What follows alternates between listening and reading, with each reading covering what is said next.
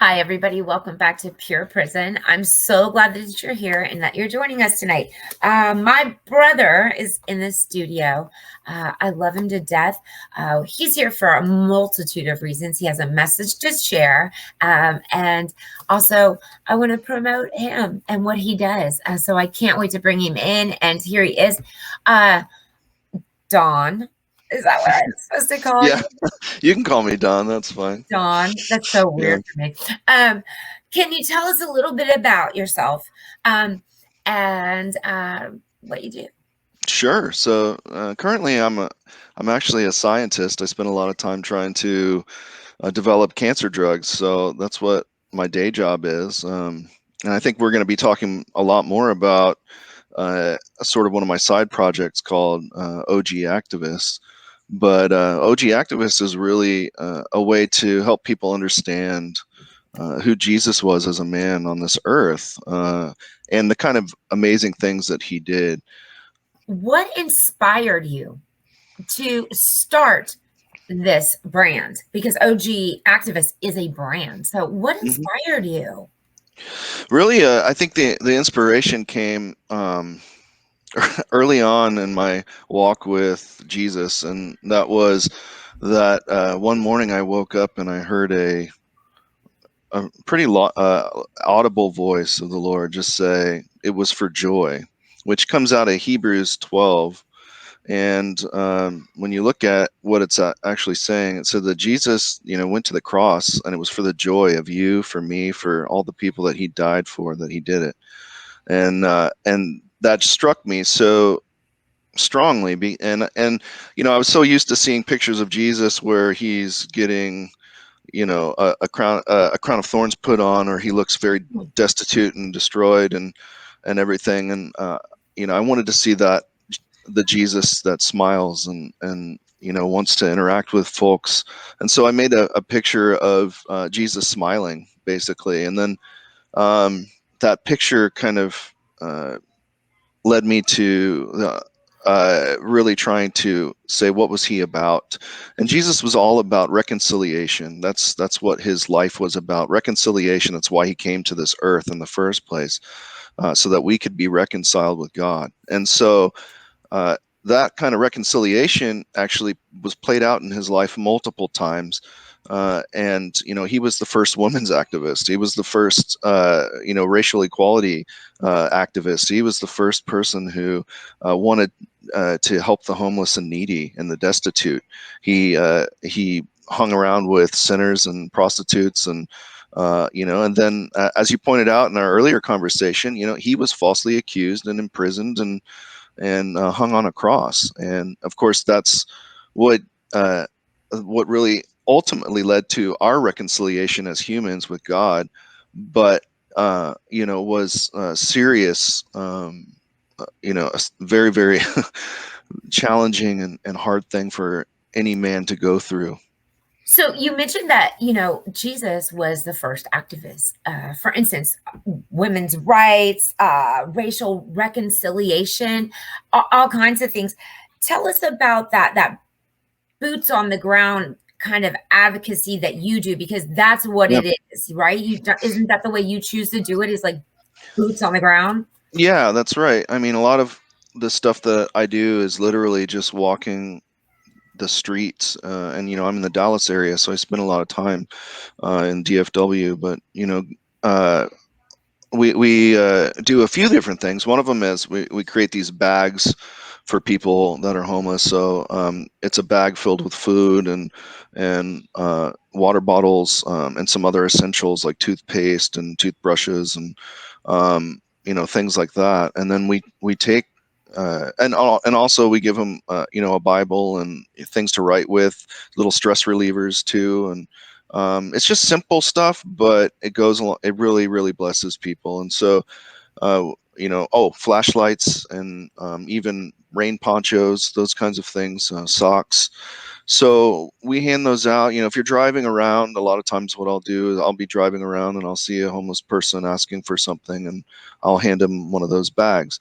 And then we try to address, spiritual needs as well, as I don't want to leave people empty handed in that. So I'll pray for people, right on the street, and ask God to bless them and help them, and I ask them if they have any other needs that I can pray for. And it's really it's really quite amazing how it touches them in so many ways, and just to be able to be a part of that. And coming from my own life where I've struggled with drugs and alcohol and other addictions, and being able to go and kind of give away what God has helped me to walk through the process of getting away from all that stuff, and being able to help them in some way just by praying for them. You can't give away what you don't have, right?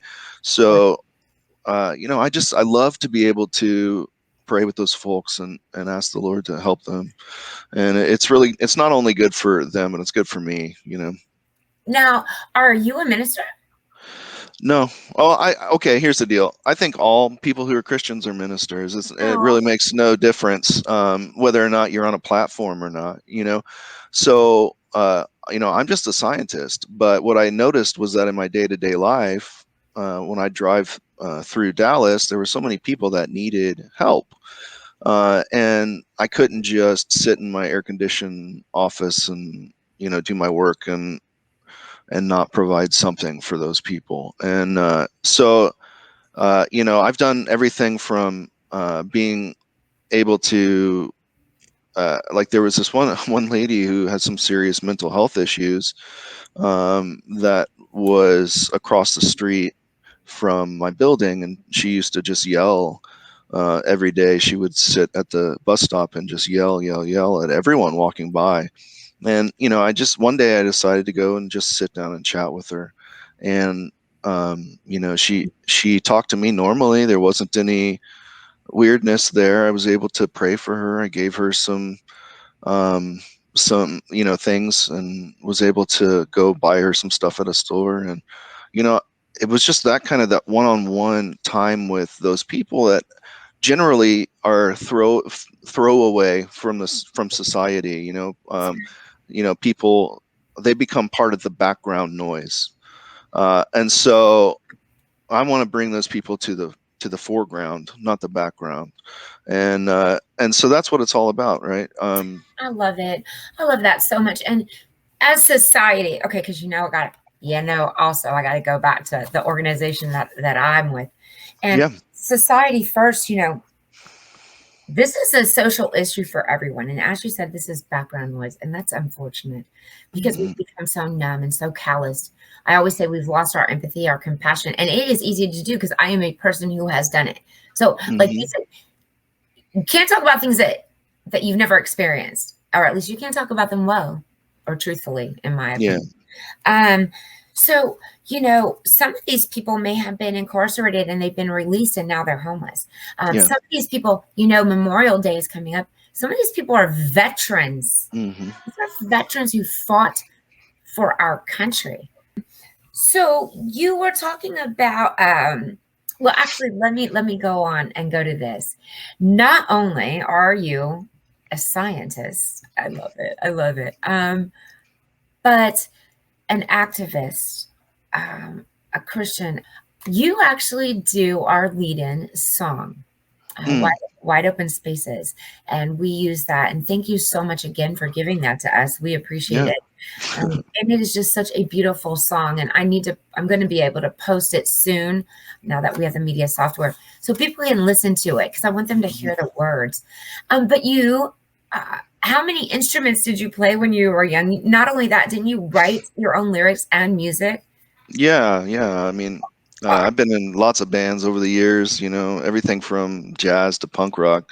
So, I really enjoy writing music, and it's a great outlet for me, and it's really fun. So, yeah, I enjoy it. And that song in particular came out of a place of, some real brokenness, and things that I had experienced in my own life, where I felt like everything had kind of dropped out from underneath me, and I didn't have the support I needed, and there was only one person I could really put my trust in, and believe, and I knew believed in me, and that was Jesus. And so really that's what the song is talking about. And in the end, there's a portion of the song where it starts saying, "I will rise up, I will rise up," and it's that part that I think is a rallying cry for anyone who feels like they don't know what to do. We are actually going to be showcasing a couple other of your songs that you gave to us, and they are in that thrash kind of punkish. Right. Those are going to be our little TikTok and Instagram. So Yeah. we're going to get people pumped up out there. And one of the things that I want to get them pumped up about is activism in general. But that's my goal, is to get that out Yeah. as much as I can, and maybe get us to all start to unite together to take control of some of these things, these homeless issues, because they are issues. Oh, yeah. And in some places they're worse than others. I mean, I hear about California, and look at what's happening there right now. What I would love to be a part of, and what I'm hoping someday I'll be able to really engage with, is a program that helps people to get off the street, and also not only get off the street, but start to get re-entered into society in some way. Many of them have so many mental health issues. Some of that's due to drug abuse. Some of that's due to just genetics, and they need help. And so if there was a program where I think you could help people find the right counseling, find the right way to manage their funds, learn some techniques for that, and also a job that they can work at and feel fulfilled in. I've heard of a really cool little community in Austin where they're using these miniature homes that really don't have, they have all the necessities. So like a bathroom, there's a tiny kitchenette, and it's a really cool system, but they've created these homeless communities with these tiny houses. And it's a really, really neat experiment, and the homeless people are working together. They're forming their own community in these little neighborhood so that they've created, and I'd love to see that kind of thing happen, more and more across the U.S., especially with homelessness on the rise, and with all the COVID-19 issues associated with that. Right now, there's some states that are taking some of these penitentiaries that are being closed down and restructuring them for reentry. And reentry is a big thing. I deal with incarceration. Yeah. Reentry should start as soon as they come in, especially if they've never been taught skills. They should be taught life skills, reentry skills, I think, from day one. That should be part of the process. I think, especially for people who are incarcerated young and then come out without having lived much life outside, it's pretty challenging to try and do anything, let alone all of a sudden know how to manage all your resources and how to get a job, how to behave in society. It's a very different thing. I believe that reentry should be a part of it, like classes and betterments. People who have changed, they've taken accountability for their crime, because nobody here says that somebody shouldn't be punished for what they do. However, that punishment should be within the law, the real law, what it states, and it should not be just overkill.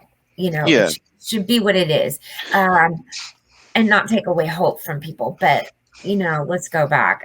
But reentry is a huge thing, and that's what we talk. Yeah, I think I've really enjoyed being in your life through this process and seeing how you're handling it, because I think that you're really strong, and I think it's amazing that you've created this Pure Prison and what you're doing and trying to bring advocacy to people that need it. The Florida system, I haven't been incarcerated, but I understand that the Florida system is especially challenging.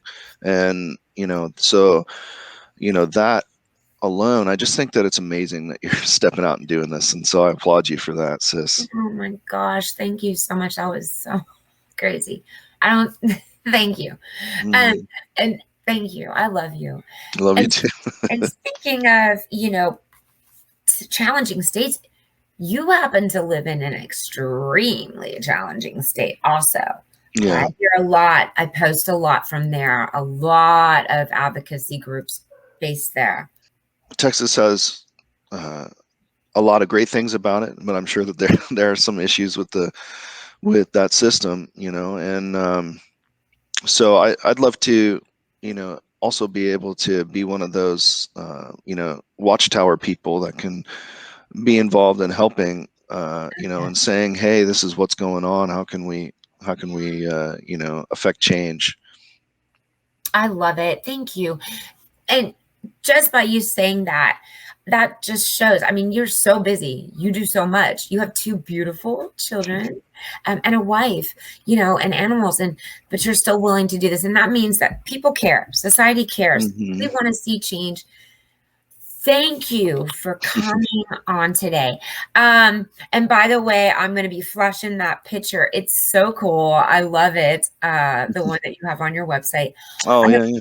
yeah, I hope everybody goes there. Yeah, so you can go to ogactivist.com, and it there are some really interesting things that are in there. For instance, I really address some of um, the issues that I had growing up with a misunderstanding of God. I always thought if bad things happen, that God was pulling the strings, and that He was not only the perpetrator of the bad things, but He caused it to happen, and that's just a misunderstanding of the truth. And it was because I didn't really understand who God was until much later in my life, when I was at a really low point. um, but He's good. He's 100% good. He doesn't do bad things to people. That's the enemy's, point of view. And God only does amazing things, and He wants to see everyone reconciled to Him, and He wants to see, and He wants His kingdom to come to earth, which means no more sickness, no more death, no more prisoners, and He wants to be part of everyone's life. And so that's really what OG Activist is about. It's really explaining the fact that, hey, Jesus was the guy who told the Pharisees that they couldn't kill the lady who was having an adulterous affair, who had gotten caught. They couldn't throw the stones because they already had worse sins, and they all knew it, and they walked away. And Jesus was the one who lifted her head and said, go, nobody accuses you. Now, that's amazing, right? That's Jesus was the one who did that. And then when you look at the woman at the well, she had, four husbands. Jesus didn't go into that. He didn't care about that. What did He say? He said, hey, I've got some water that you can drink, and you'll never thirst again. Right?